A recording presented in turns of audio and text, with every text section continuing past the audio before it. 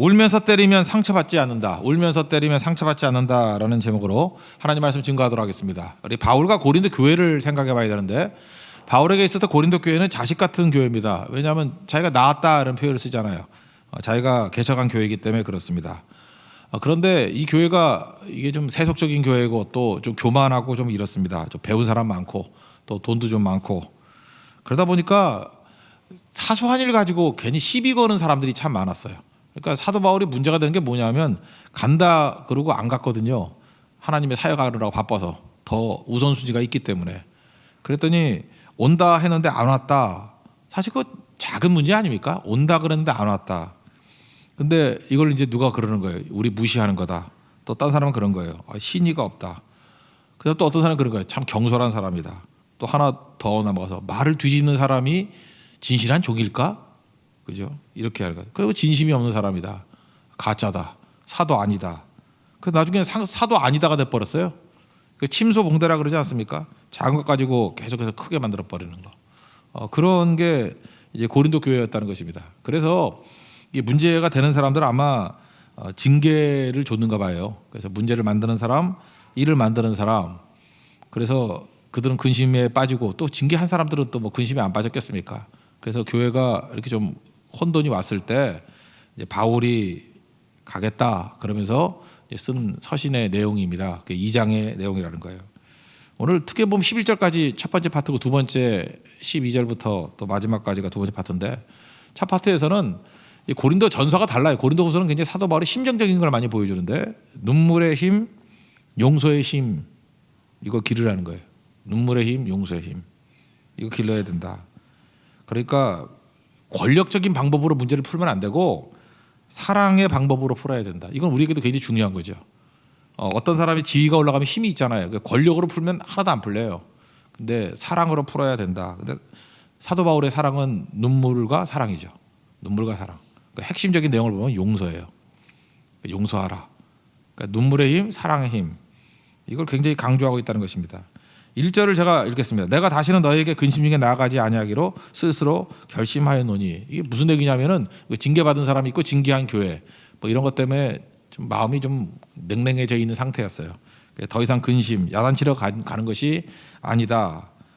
그 다음에 격려하겠다, 칭찬하겠다 그 얘기가 3절 한번 읽겠습니다. 시작. 내가 이같이 쓴 것은 내가 갈 때 마땅히 나를 기쁘게 할 자로부터 도리어 근심을 얻을까 염려하며 또 너희 모두에 대한 나의 기쁨이 너희 모두의 기쁨인 줄 확신함이로라. 그러니까 격려 칭찬하고 싶다 뭐 그런 얘기예요. 그러니까 지나친 훈계 뭐 근심케 하는 거 그거보다는 오히려 격려하고 싶다 그런 거죠. 여러분 사람이 이게 잘못됐잖아요. 그러면 변화시켜야 되겠다라는 마음을 먹는데 이게 지나친 사람이 있어요. 막 변화될 때까지 막 이러는 거 있죠. 그건 욕심이에요. 욕심.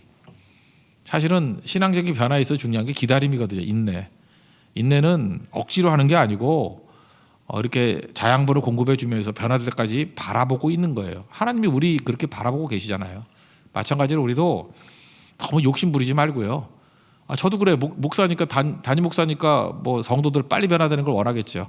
근데 철없을 때나 그러는 거고 언젠가 죽기 전에 변화되겠지. 그렇게 마음 먹고 그냥 기다려 주는 게 되게 중요한 거예요. 잘못하는 거 있으면 그냥 그 선만 넘지 않을 정도로 놔두고 하나님이 또 알아서 손 봐주더라고. 이제 변화시켜 주려고. 그러면서 기다려 주는 거 이게 되게 중요한 거라고요. 그런데 내 뜻대로 내 속도대로 하겠다라고 억지 부리면 문제가 되겠죠. 그래서 틀린 얘기는 아니라니까요. 잘못된 거 시정해 주겠다라고 하면서 막 자기 속도로 윽박 지르면 감당이 안 되는 거죠. 이게 욥의 친구들도 그런 거 아닙니까? 욥의 친구들도 자기가 생각하는 그게 신앙이고 자기가 생각하는 기준이잖아요. 물론 틀린 거긴 틀린 거지만 그래도 나름대로 껍데기는 잘 믿던 사람들 아니에요. 그거 가지고 자꾸만 욥을 몰아붙이니까 너는 쓸데없는 의원이다 그런 소리나 듣고 그러잖아요. 그러니까 우리도 나도 나를 변화시키는 게 힘들잖아요. 근데 뭐 남을 뭐 어떻게 변화시키겠어요? 그러니까 너무 윽박지르지 않는 그런 모습이 필요하다는 것입니다. 반면에 필요한 게 뭐예요? 눈물과 사랑이라는 거예요. 결론은 이거거든요. 그래서 핵심적인 게 4절입니다. 4절이 핵심이에요. 다 같이 읽겠습니다. 시작. 내가 마음에 큰 눌림과 걱정이 있어 많은 눈물로 너에게 썼노니 이는 너희로 근심하게 하려 한 것이 아니오 오직 내가 너희를 향하여 넘치는 사랑이 있음을 너희로 알게 하려 함이라. 여기 보니까 많은 눈물로 너에게 썼다. 사랑이 있음을 너희에게 알게 하고자 한다. 뭐 이런 거예요. 그러니까 눈물 있는 사랑이죠. 눈물의 사랑. 뭐 같은 얘기겠죠. 여러분 교회 생활이 쉽습니까? 저는 어려서부터 싸우던 교회 출신이거든요. 우리 부모님들 보니까 우리 부모님 싸운 건 아니지만 하여튼 교회가 가면 맨날 싸우고 하여튼 교인들 가운데 이렇게 유도 선수들 특채하고 막 그랬어요. 그죠? 그래서 막 몸 가로막고 뭐 이 의자 앉아 있는 것보다 이렇게 바리케이트 친 걸 더 많이 보고 그러면서 살았어요. 대법원까지 올라가서 막 싸움하고 막 그러던 교회였는데 그때부터 시작해가지고 신앙생활을 하니까 평시도 때도 그랬던 것 같아요. 어딜 가나 쉽지가 않더라고 신앙생활이. 신앙생활이 왜 이렇게 힘든가 생각해 보니까 사랑이 없어 그래요. 사랑이 없어서. 그 가정도 마찬가지 아닙니까? 가정이 사랑이 넘치면 가정생활이 뭐 힘들겠어요. 잘못해도 용납해주고 그죠? 이렇게 품어가면서 눈물도 있고 기쁨도 있고 그럼 가정이 평안하면 좋잖아요. 근데 이게 부부의 세계나 보고 하면 그게 사는 거예요, 그게 서로 죽이려고 그러고 뭐 이런 거. 그러니까 가정이 깨졌다 그런 거죠. 그런 모습이 교회 모습이 되고 있잖아요. 문제는 뭐예요? 사랑이 없으니까. 그래서 고린도전서 13장에 보면은 11절에 어렸을 때를 얘기하잖아요. 말하는 것이 어린아이 같고 깨닫는 것이 어린아이 같고 생각하는 것이 어린아이 같다고. 그 뭐예요? 사랑이 없다는 거죠. 그러나 장성한 사람이 되어서는 어린아이 일을 버렸노라. 그러니까 장성해졌다는 게 뭐예요? 사랑을 아는 게 장성해진 거죠. 사랑하는 거. 그래서 눈물이 있고 사랑이 있으면은 상처를 안 받는 것 같아. 제 경험인데요. 제 경험인데 우리 어머니 저 무지 때렸어요. 큰 아들 잘 잡으면 밑에 애들은 저절로 된다고. 안 계시니까 자신 있게 얘기하는데 이런 거 안 했다고 자꾸 그러는데 아니 피해자가 기억을 하지 그게 가해자가 기억을 하나. 저는 명확히 기억을 하는데 빗자루로 맨날 때려도 빗자루로 한 10개 부러진 것 같은 애 느낌에 내가 그거 셌다고 하니까 몇 개 부러졌다고 세고 나중에 빗자루가 이제 살 돈이 없었는지 그걸 못으로 박았어요. 이렇게 부러진 거를. 근데 그걸로 팼어. 그래서 난 못으로도 맞은 적이 있어. 십자가에 못 생각났어. 막 그랬던 적도 있고. 근데 저는 별로 상처가 없거든요. 상처가 없으니까 지금 얘기하는 거지. 상처가 없이 얘기하는 이유가 뭐냐 하면은 꼭 울면서 때렸다니까요. 우리 어머니가. 네가 이럴 수가 있니? 하면서 있는 힘을 다해서 패고. 이거 사랑이에요? 폭력이에요? 이게 사랑이에요? 폭력이에요? 사랑이라고 나는 착각하고 있는 것 같아. 그 상처가 없지. 그러니까 이 엄마들은 참 힘이 있어요. 그죠? 울면서 패니까 상처도 안 있고. 반면에 아버지는요. 때린 적 없어요. 근데 말로 조용히 오더니만 너 그렇게 사는 거 아니야. 근데 그게 상처가 돼. 그게. 지금도 기억이 나요. 몇 마디 툭툭 했는데 뭐 한 번 그랬던 것 같아요. 너 진짜 네 신앙에 실망이야. 뭐 이런 말. 뭐 화도 안 내요. 그냥 몇 마디 툭툭 던지고 본인은 기억도 못 하시는데 그게 아파요. 왜냐하면 아버지는 뭐가 없냐 눈물이 없기 때문에 그래. 메마른 상태에서 툭툭 던지는 말이 그렇게 비수같이 꽂히더라는 거예요. 그래서 여자들이 사는 게 참 유리한 것 같아요. 하여튼 올 수 있으니까. 가짜 눈물이라도 이렇게 뭐 이상한 생각하면 막 눈물이 나온다면서요. 남자 잘 안 되거든 그게. 그래서 저는 꿈이 이거예요. 하나님 눈물을 주옵소서. 눈물을 주옵소서. 그래서 이렇게 기도할 때 이렇게 눈물이 나고, 그죠? 이렇게 하나님 말씀 읽을 때 눈물이 나고, 성도를 위해서 생각할 때마다 눈물이 나고, 이게 능력 아니겠어요? 어머니에게 주셨던 그 능력, 그죠? 그 마음들을 우리 모든 성도가 가지면 일을 하는데 상처가 안 된다는 거예요. 상처가. 교회가 신앙생활이 어려운 이유가 뭐냐면 눈물이 사라졌어요. 사랑이 사라졌어요. 일반 직장인들 한번 얘기를 해봐요. 직장인들 보면요, 제가 이렇게 얘기를 들어보면 진짜 어떤 사람이 녹음도 해와. 이렇게 어떤 여자분인데 자기 상관이 했던 거래. 막 녹음을 해가지고 틀어주는데 못 듣겠어요. 앞부분 좀 들어보니까 진짜 육두문자라고 쌍욕이 나오고 뭐 우당탕탕 소리가 나고. 욕을 해도 어떻게 그렇게 욕을 많이 해? 하여튼 남도에서 쓰는 욕들 있죠. 예, 그런 게 막 나오더라고. 막 나오고. 정말 잔인해요. 그런데 그렇게 욕하고 난 다음에 끝나고 난 다음에 고기 먹으러 가자 그러고 술 마시러 가자 그러고 요즘에 술은 들어간가? 그리고 사준대. 욕 잔뜩 해놓고 술 사주고 고기 사주고. 제가 그랬어요. 그 사랑이라고. 그 사랑 아니에요? 욕을 왜 할까요? 물론 자기 성질 때문에 하는 욕도 있지만 그 욕 내용을 내가 웬만큼 들어보니까 잘 되라고 하는 욕이야. 그러니까 이게 젊은 애인데 여자애가 내가 볼 때 걔 교회도 지각을 해. 회사도 지각했다 그런 얘기야. 그리고 이렇게 메모도 안 하고 몇 번을 얘기했는데 안 했다라고 하면서 뭐 XX 하면서 막 욕을 하더라고. 내가 볼 때 느끼는 감정은요, 말은 심했지만 위에서 하는 얘기였어요. 짜증도 났지만 너 그렇게 살면 사회생활 못해 뭐 이런 거였어요. 그리고 심했다 싶어가지고 저녁에 고기 사주잖아. 욕 좀 먹고 고기도 먹고 많이 먹었네. 욕도 먹고 고기도 먹고. 이게 뭐예요? 사랑이에요. 내가 볼 때 굉장히 거칠지만 사랑이에요. 그래서 사회가 굴러가는 거예요. 나름대로 그 직장에서 거친 세상의 사랑을 가지고 아마 좀 시간 지나면 아마 거기서 동료애가 생길 걸. 사랑이니까. 그죠? 근데 교회를 보면요, 어떤 교회를 보면 교인들은 술도 안 마셔요. 고기도 몸에 안 좋다고 요즘에 안 먹는 교인들 되게 많아. 그리고 기도 생활도 잘 안 해. 그러니까 맨정신으로 살아가니 신경만 날카로워가지고 용서를 몰라. 용서를. 사회에서는 이렇게 쌍욕을 하고 난 다음에도 저녁에 고기 사주고 술 한잔 마시면 다 녹아서 없어져요. 근데 교회에서 이렇게 한번 신경전 벌이잖아요. 그러면 기본이 5년이야. 이 사람도 술도 안 마신다니까요. 고기도 안 먹어. 따로따로 먹어. 그러니까 꽁한 마음 푸는데 5년도 더 걸려요. 5년도 더 걸리고 아는 척도 안 하고 쌩 까고 다니고 인사도 안 하고 뭐 결정적인 순간이 있을 때 뭐 자기가 의사결정을 하잖아요. 그러면 자기 꼴 보기 싫은 사람들 이렇게 비토나 놓고 그 딴 사람도 다 알아요. 저거 왜 저러는지. 그게 무슨 크리스찬이야. 나쁜 놈이지. 왜 그래요? 사랑을 몰라서 그래요. 그 사람은요, 그 술 마시면서 푸는 사람보다 사랑 없는 거예요. 제가 볼 때 하나님의 관점에서는 더 악한 자예요. 문제는 뭐예요? 사랑 없으면 아무것도 아니에요. 사실은 사랑 없으면은 아무것도 하면 안 되는 건데. 그 얘기하고 있는 거예요, 사도 바울이. 야, 힘이 주어졌다고 권력으로 공동체를 이끌어야 돼. 사도 바울은 항상 공동체 생각하는 거거든요. 공동체는 사랑이 없으면 안 되는 건데 눈물이 있어야 돼. 내가 다 눈물로 양육한다 그런 얘기를 하지 않습니까? 사도행전 20장에도 보면은 그 에베소 장로들을 헤어지잖아요, 밀레도에서. 그때 20장 31절에서 내가 3년이나 밤낮 쉬지 않고 눈물로 후기하던 것을 기억해라. 그리고 장로들이 와가지고 서로 헤어질 때 이제 못 볼 거다.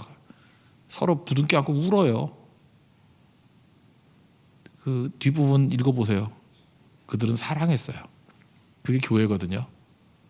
사랑했다고. 지금도 여러분하고 지금 수틀린 사람들이 있고 막 그러잖아. 알아요. 우리도 개쓰레기 같은 사람들 많이 있다라는 거. 가면은 외면하고, 그죠? 쌩 까고 가고, 진짜 인간 같지도 않은 인간들이 있다는 거 알아요. 근데 깨달은 사람이면 가가지고 좀 수모 좀 당해. 좀 당하면 어때? 갔더니 이제 쌩 까고 가. 그 기분 되게 나쁘지. 몇 번 그래 보라고. 수모도 당해보고 한 5번 좀 해봐요. 그 다음부터 인간 취급하지 마. 그리고 나한테 연락해줘요. 5번 했는데도 저러더라 그러면 그 인간도 아니야. 그러나 그런 부딪힘이 있어야죠. 피하고 다니면 다예요. 우리 교회 젊은이들 마찬가지예요. 교회에서 배운 게 없으니까 기껏해 배운 게 이거야. 뭐 이렇게 사회가 안 좋아 그러면 내릴 수 있는 결론은 딱 하나야. 그냥 교회 옮겨버리는 거. 그거 외에 답을 몰라. 그러면 딴 데 가면 또 문제 안 생겨요? 그거 또 옮겨야지. 이게 뭐야? 그 예수 믿지 말고 가서 그냥 술이나 배워. 그런 사람들. 술자리에서 하루 저녁이면 풀 수 있는 문제를 5년 끄는 사람이 이게 무슨 복음의 능력이 있는 거야. 아무것도 아니지. 푸는 법 배워야 돼. 푸는 법. 눈물이 있어야 돼. 눈물이 있으면 아니 주위에 패설해서 눈물이 흐르고 만나봐요. 눈물이 있어야 돼. 사랑이 있어야 돼요. 진짜 그 사람을 위해서 하는 말. 그러니까 교회에서는 그래서 요즘에 그 직원이 사라져 버렸잖아요. 왜 직원이 사라져 버리죠? 직원을 들을 준비가 안 돼 있어. 너무너무 어린애 같아가지고. 그러니까 맨날 딸랑이만 줘. 딸랑딸랑. 그리고 뭐 한심한 짓 해도 그냥 외면해 버려. 왜냐면 얘기해봐야 뭐 맨날 교회나 옮기잖아. 교인 떨어져 나갈까 봐 그러는 게 아니고 애길해서 위험해서. 근데 정말 직장이 멋있지 않아요? 쌍욕을 해가면서 고기 사주고 풀고 그 한 달에 몇 번씩 그런데. 그래서 내가 그랬어요. 니네 회사는 능력 있는 회사라고. 그 욕을 먹고도 하루에 풀릴 수 있으니 능력 아니냐 그거. 우리 교회는 5년 걸린다. 내가 그랬어요. 그 정도 욕이면 한 50년 걸릴걸. 주님이 오시는 게 더 빠를걸. 푸는 법 배워야 돼요. 무슨 놈의 그 원수가 그렇게 많다고. 아무것도 아닌 일. 사소한 일이지. 고린도 교회 보세요. 너무너무 사소한 일이야. 사도 바울이 간다 그랬다가 못 갔거든. 중요한 일이 있어가지고. 그때 온다 그랬다 안 왔다. 아무것도 아닌 일이잖아요. 그거 가지고 나중에 부풀리고 해서 나중에 사도가 아니라고 갈 때까지 갔다고요. 이게 말도 안 되는 얘기들이죠. 그리고 이거 하나 풀지 못하고 그 문제도 하나 풀지 못하는 어린아이 같은 아이들. 이게 아무것도 아니겠죠. 용서가 뭔지를 몰라요. 여기 뒷부분에 보면은 뭐 용서하고 위로하라. 그리고 사탄에게 속지 않게 하는 거다. 사탄이 뭘 속여? 용서하지 말라. 이게 속는 거예요. 마귀 이 사탄의 괴력을 이기는 게 뭐예요? 용서하는 거라고. 7절부터 11절까지 한번 읽겠습니다. 시작. 그런즉 너희는 차라리 그를 용서하고 위로할 것이니 그가 너무 많은 근심에 잠길까 두려워하더라. 그러므로 너희를 바라느니 사랑을 그들에게 나타내라. 너희가 범사에 순종하는지 그 증거를 알고자 하여 내가 이것을 너희에게 썼노라. 너희가 무슨 일이든지 누구를 용서하면 나도 그리하고 내가 만일 용서한 일이 있으면 용서한 그것은 너희를 위하여 그리스도 앞에서 한 것이니 이는 우리로 사탄에게 속지 않게 하려 함이라. 우리는 그 계책을 알지 못하는 바가 아니로라. 보세요. 술집에서 그 쌍욕한 거 그 고기 한 점 먹고 술 한 잔 마시면서 풀리는 문제를 못 풀고 있잖아요. 못 풀고 있다는 건 뭐예요? 사탄의 계략에 속은 거라고. 사탄에게 속은 거예요. 그는 말씀 순종하는 사람이 아니라 사탄에 속고 사는 거라고. 우리가 그 계책을 알지 못하는 바가 아니로라. 사도 바울은 아는데 우린 모르니까 맨날 속고 있는 거 아니에요. 그래서 뭐가 이렇게 교회에서 벽이 쳐져 있다, 뭐가 이렇게 껄껄없다. 잘 보면 싸우는 사람이 맨날 싸우는 사람이. 그거 왜 그런지 알아요? 덜 된 인간이기 때문에 그래. 지가 믿음이 아직 덜 돼서 그래요. 그럼 변화가 돼야 될 거 아니에요. 맨날 부딪히면은 뭐가 없어요? 사랑이 없어요. 사랑이 없으면 납득이라며, 아무것도 아니라며, 아무것도 아니지 알아야죠. 그러면 하나님 사랑을 알게 해 주십시오. 눈물의 힘이 뭔지 알게 해 주세요. 그리고 용서가 카운터 펀치거든요. 용서까지 가면 마귀에 속지 않는 인생을 살게 된다는 것입니다. 이게 우리 힘으로 돼요? 로마서 5장 5절의 말씀과 같이 하나님의 사랑이 부은 바 돼야 되죠. 이거는 하나님의 사랑으로부터 내가 용서함 받았다, 내가 구원 받았다라는 것을 절감하는 사람만이 할 수 있는 거죠. 우리가 없는 걸 어떻게 보내요? 받은 걸 흘려 보내는 거지. 그러니까 믿음은 그렇게 증명하는 거예요. 눈물의 힘이 있는가, 사랑의 힘이 있는가, 용서의 힘이 있는가. 사도 바울은 강직해 보이지만 이걸 보여주잖아요. 너희들 용서하고 사랑하고 눈물로 간구한다고. 지나치게 그러지 말라고. 그래서 고린도 교회가 이거를 산 거예요. 이 공동체가 살았던 이유가 뭐냐? 사랑이 회복됐기 때문에 살았던 것입니다. 우리도 마찬가지입니다. 바로 이런 모습이 꼭 있어야 된다는 거예요. 이게 세워지는 유일한 길이죠. 그 맥클린 총장이라고, 그분이 이제 은퇴할 때 그 연설할 때 그런 거 기억나네요. 이 총장님이 신학교 총장님이신데 뭐 모비딕 그 백경이라 그러죠. 그 모비딕 이야기를 하면서 그 모비딕이 그 선장 있잖아요. 선장 그 뭐 다리를 물었나 옛날 읽었는데 뭐 그런 거죠. 그 에이헙인가요? 에이헙 선장님. 그래서 선장이 막 그놈의 고래 잡겠다고 막 대서양 뭐 희망봉 돌아가지고 인도양까지 가서 막 잡고 그러잖아요. 사실 내용 보면 허무한데 아무것도 내용이 없는데, 그죠?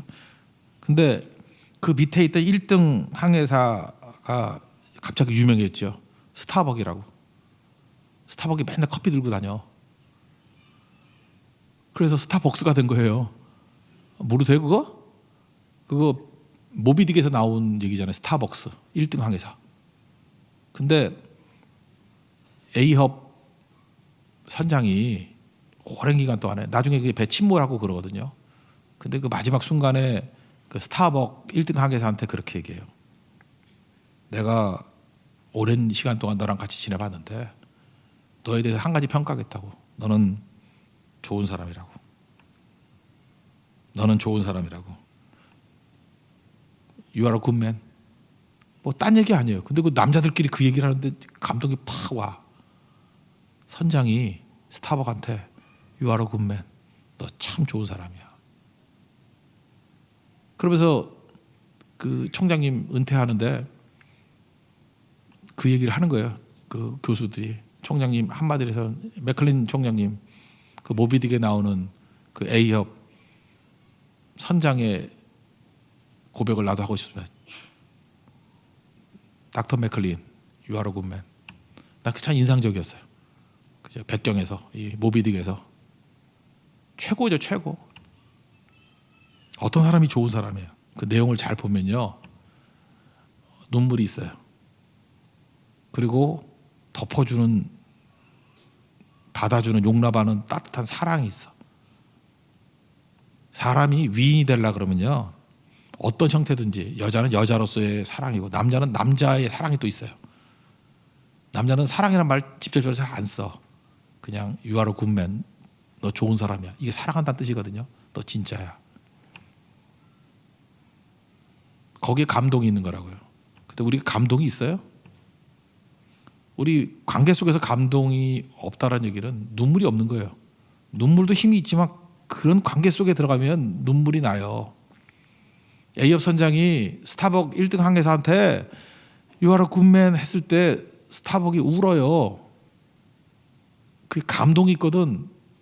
나 사랑한단 말이거든.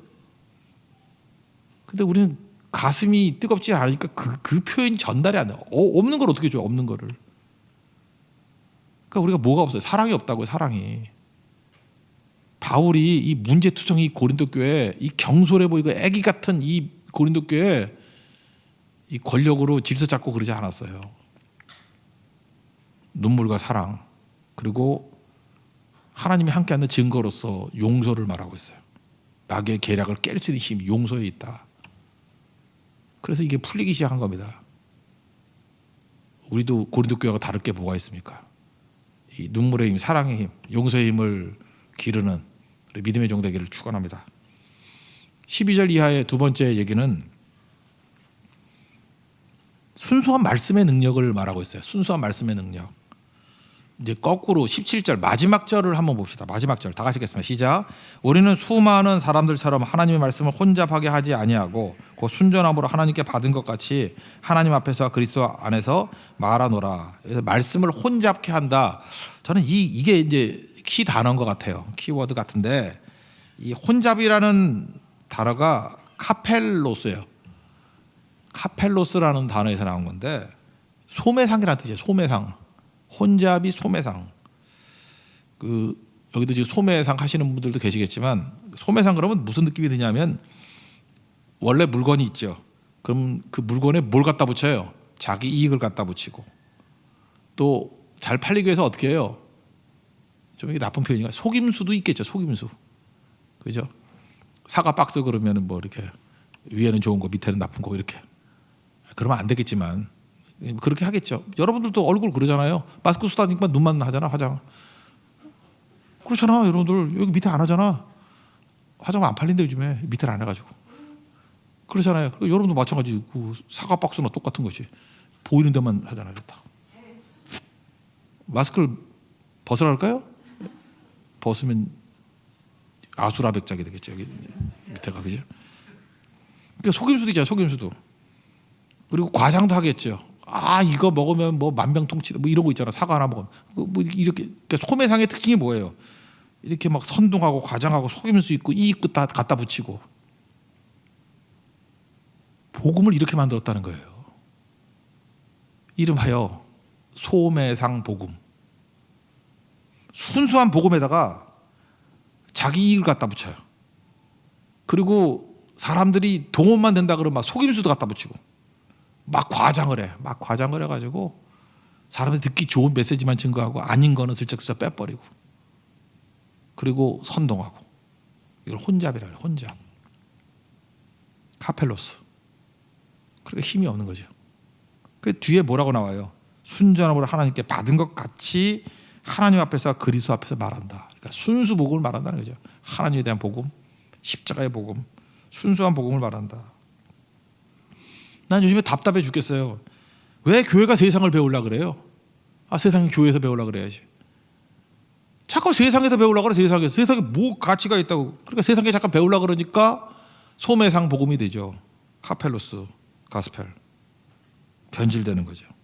말씀은 안 듣고 세상 매스컴에서 뭐라 그러나 그러면 교회가 그거나 따라가려고 그러고. 교인들도 그래. 이 정신나간 교인들이 세상 매스컴에서 떠드는 얘기를 듣고 교회 와가지고 그걸로 교회를 변화시키려고 그래. 이 약한 자들아. 그게 마귀 새끼지기 딴 거예요? 왜 세상의 매스컴의 소리를 듣고 교회 와서 그거를 주장해서 교회를 변화시키려고 그래? 그게 세속하지. 말씀을 듣고 복음을 듣고 세상을 나가서 세상을 변화시켜야죠. 그게 복음하죠. 제정신들이 아니에요. 제정신들이.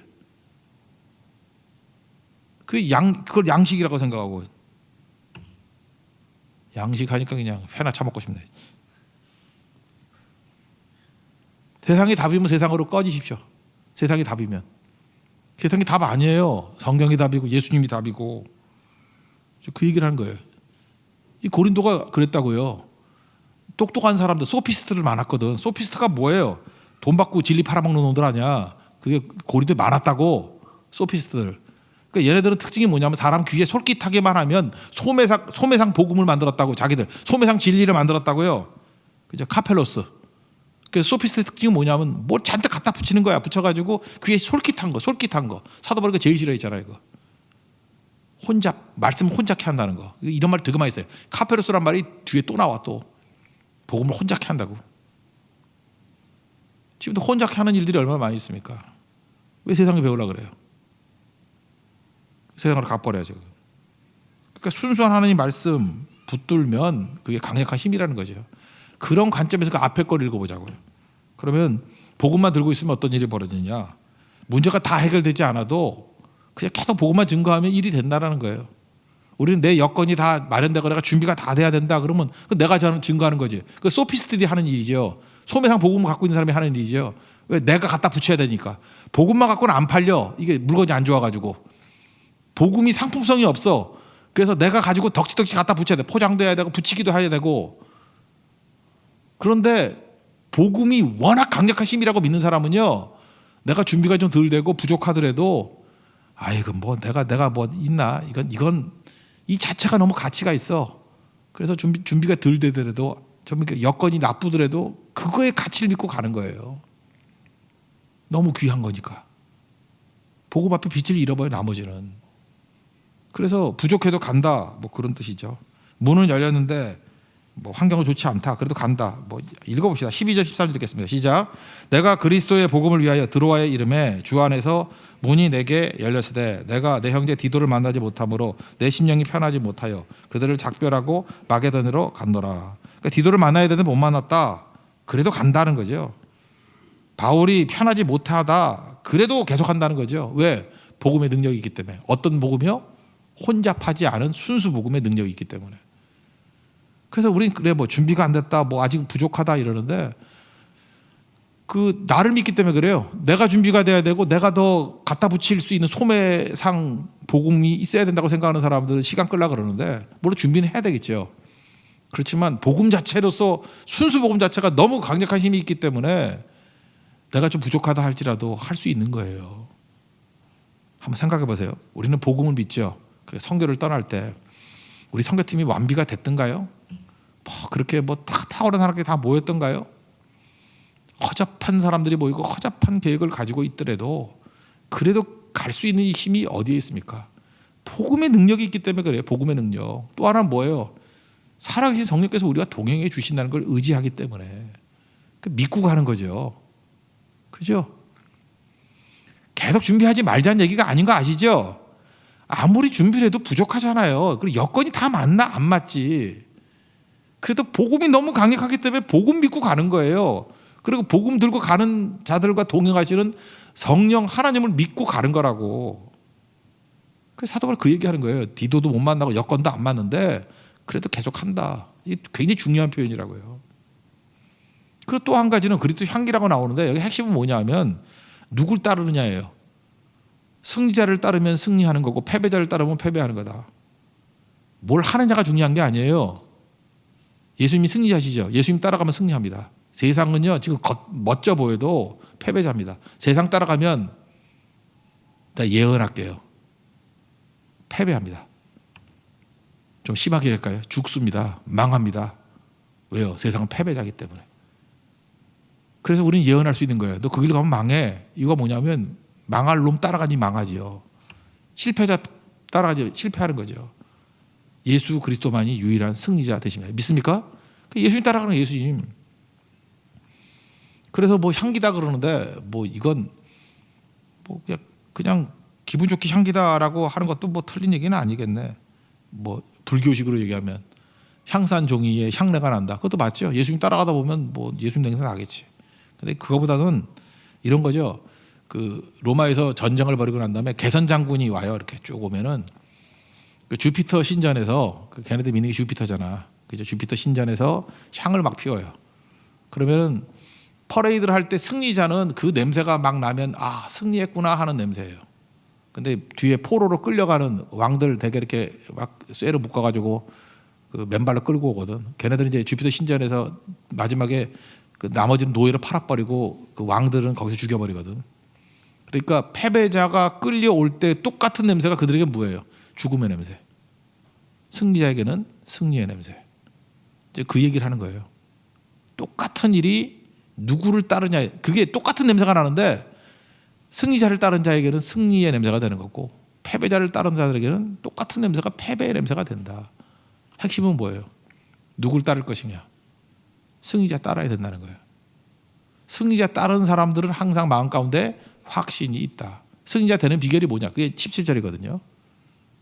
소매상 복음이 아니라 순수 복음 붙은 사람. 순수 복음만이 승리한다는 거예요. 순수 말씀만이 승리한다는 거예요. 그럼 여러분은 승리자 되기를 원하십니까? 그 오로지 소매상 복음이 아니라 십자가의 복음과 하나님의 임재를 믿는 순수 복음만을 믿는 하나님의 종 되기를 축원합니다. 그럼 승리한다는 거예요. 고령 한번 읽어봅시다. 14절부터 16절까지 시작. 항상 우리를 그리스도 안에서 이기게 하시고 우리로 말미암아 각처에서 그리스도를 아는 냄새를 나타내시는 하나님께 감사하노라.